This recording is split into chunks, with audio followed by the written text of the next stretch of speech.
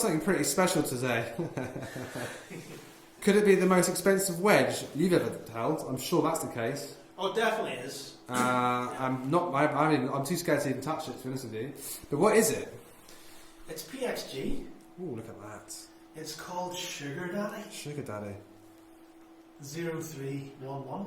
Yeah. What do you think? It's got a lot of holes in it.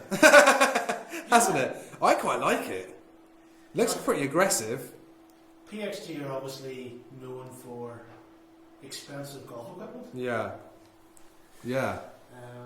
Owned by a guy called Bob Parsons, I believe. Okay. Hence PXG.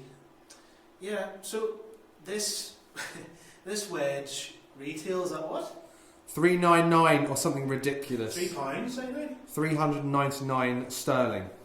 So it's a scary amount of money. Now there are some features. I believe it's CNC milled first and foremost. Yep. The bounce actually is quite clever. So it's a higher bounce here and then tapers off towards the sole and the heel. So that's quite an interesting one. And if you turn it around, it's traditionally milled, so it offers a decent amount of spin, but it won't wreck your ball. Right. So that's the idea. That's the idea behind it. So maybe have a crack at it. I can find some more information on you haven't hit. So this particular one is a 50-degree loft, a 10-degree bounce, so it's pretty mid. Yeah. So they do two types of groove milling. So for the 54 to the 60, they do a slightly different way of milling the actual grooves to the 54 and 50. So just hit some balls, see how you get on, mate.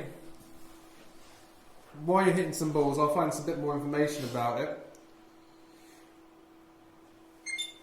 So what they're saying is it's almost like a utility club of wedges. The way it's designed, so if you need to hit any type of shot, they're claiming this will do it, basically. So no need for 3 wedges, mate. Just hit that one. That's what you need, man. So we're using Pro V1s. Yeah, using Pro V1s. Yeah. What are you thinking so far? You've hit a couple of shots. Really like the shape, first and foremost. Yeah. I think it's the satin version, I guess you could say. Yeah, they actually have it's called an extreme dark version they offer as well. Right, okay. So I guess it's kind of the same as most of the manufacturers do, yeah. Kind of darker. So it's reduced glare, I guess, the satin finish. Just, if you want to come and have a look down beside the wall, bring around this way for you. Really, really nice shape. It does look Take very the ball traditional. away. Looks nice, actually. Really nice. It's almost got quite a high toey look to it. Up here? Yeah. It's up to the top, right? Yeah, it's kind of stretched a little bit. Yeah. It's nice though.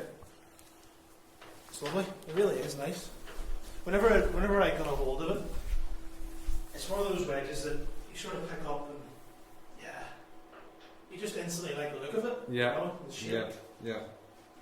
I mean, for 350 or 399, you'd hope you like the look of it, wouldn't you? Yeah.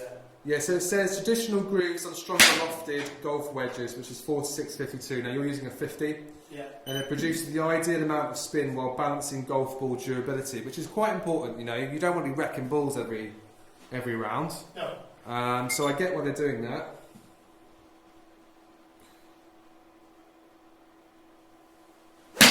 So they're not the first company to use CNC milling. I know Cleveland use CNC milling, and it's just for precision, really. The grooves are exactly the same in the right spacing to produce the best possible ball flight and the best possible spin.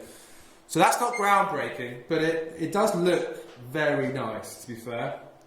I do like the look of it. So the bounce on that's 10. So it's, I would say more of a mid bounce. Yeah. They don't change the bounces. Actually, the bounce through 46 to 56 is 10 degrees, and then 58 to 60 reduces to 9 degree of bounce.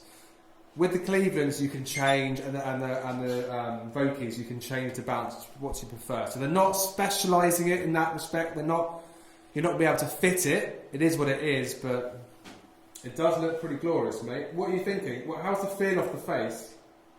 It feels quite firm, but I don't think it feels any different than the other wedge. No. You know, I wouldn't say it feels massively soft. No, I wouldn't say that. Yeah. But they do another model of wedge, don't they? Which is cheaper. They've got loads of different wedges. They've got one called the Zulu, tackling tight turf, and they have one called the Romeo, which is seamless sand save. So I presume the bounce will change. The bounce in the Romeo is 6, and the bounce in the Zulu is 7. So it's quite interesting. They do a few of them.